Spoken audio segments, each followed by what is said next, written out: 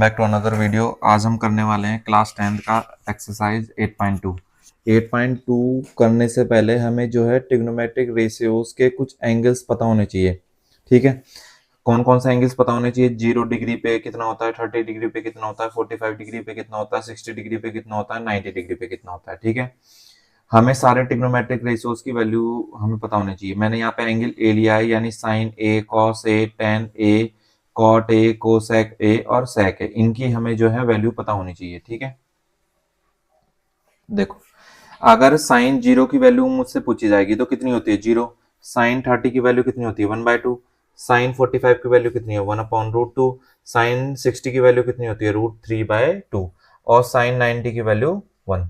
ठीक है, हमें जब साइन की वैल्यू पता चल गई तो हम कॉस की निकाल सकते हैं। ठीक है, कॉस की कैसे निकलेगी? हमें जो है, हमने साइन की वैल्यू जब 0 से 90 तक लिखी है तो कॉस की वैल्यू में जो साइन की 90 है उससे शुरू करते हैं। मतलब पहले ए की वैल्यू आएगी, लिख दी, फिर 60 की वैल्यू आएगी। जो साइन 60 की वैल्यू होगी वही जो है कॉस किसकी वैल्यू होगी? 30 की। और 45 की वैल्यू दोनों सेम होती है। ऐसे ही जो साइन 30 की वैल्यू होती है वो कॉस 60 की वैल्यू होती है, और जो साइन 0 की वैल्यू होती है वो कॉस 90 की वैल्यू होती है। ठीक है, चलिए आगे बढ़ते हैं। अब tan a, अगर हमें tan a की वैल्यू निकल दें तो cot a की भी निकल जाएगी। tan 0 की वैल्यू होती है 0, tan 30 की वैल्यू होती है 1/√3, tan 45 की वैल्यू होती है 1 और tan 60 की वैल्यू होती है √3 और tan 90 की वैल्यू नॉट डिफाइन, इसे हम डिफाइन नहीं कर सकते हैं। ठीक है, अब मुझे cot a की निकालनी है तो पीछे से शुरू कर दूंगा मैं। जो tan 90 की वैल्यू लिखी मैंने, यानी cot 0 की वैल्यू कितनी होगी? Not define. cot 30 की वैल्यू कितनी होगी? कॉट 30 की वैल्यू होगी √3 और कॉट 45 की वैल्यू 1 और जो कॉट 60 की वैल्यू होगी वो tan 30 की वैल्यू होगी, यानी कितनी होगी? 1/√3 और कॉट 90 की वैल्यू कितनी होती है? 0। ठीक है, दो दो वैल्यू एक साथ लर्न करनी है, साइन कॉस की, tan कॉट की और कोसेक सेक की। कोसेक की वैल्यू 0 पे होती है नॉट डिफाइंड, 30 पे होती है 2 और कोसेक 45 की वैल्यू होती है √2 और कोसेक 60 की वैल्यू होती है 2/√3 और कोसेक 90 की वैल्यू होती है 1। अब सेक की मुझे निकालनी है तो कॉस के पीछे से शुरू करो। सेक 0 की वैल्यू होती है 1, सेक 30 की वैल्यू होती है 2/√3। ठीक है, पीछे से हम आगे की तरफ जा रहे हैं कोसेक में, तो वो सेक की वैल्यू होती है। सेक 45 की वैल्यू होती है 2।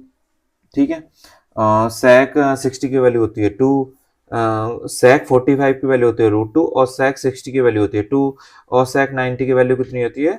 Not defined. ठीक है, यानी साइन कॉस एक साथ लर्न करनी है, टेन कॉट की वैल्यू एक साथ लर्न करनी है और कोसेक सेक की वैल्यू। ठीक है, चलिए एक्सरसाइज शुरू करते हैं।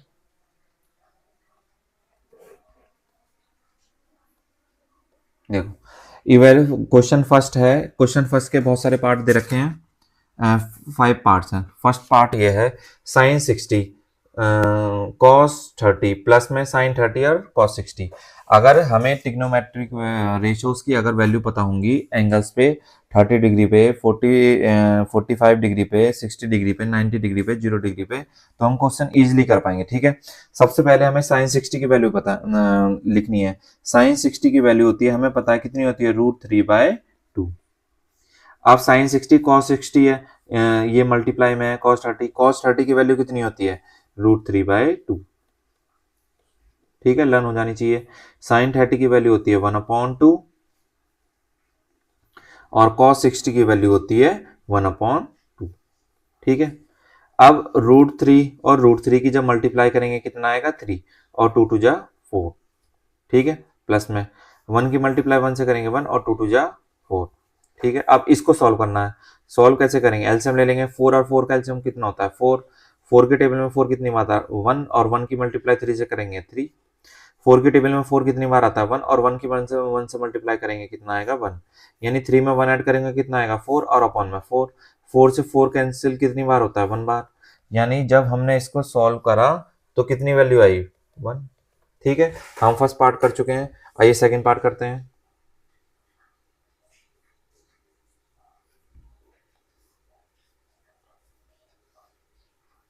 चलो आगे आते हैं।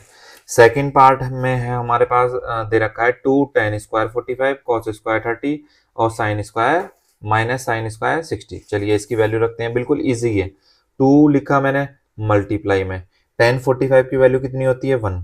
1 तो मैंने लिख दिया, लेकिन टेन स्क्वायर 45 है, यानी टेन 45 का स्क्वायर भी है, तो यानी 1 का स्क्वायर भी करना पड़ेगा हमें। ठीक है, आगे कॉस स्क्वायर 30, यानी पहले कॉस 30 की वैल्यू हमें पता होनी चाहिए। कॉस 30 की वैल्यू कितनी होती है √3/2, लेकिन उसका भी हमें क्या करना है स्क्वायर, माइनस में साइन स्क्वायर 60, यानी साइन स्क्वायर 60 की वैल्यू हमें फाइंड करनी है। पहले साइन 60 की वैल्यू हमें पता होनी चाहिए।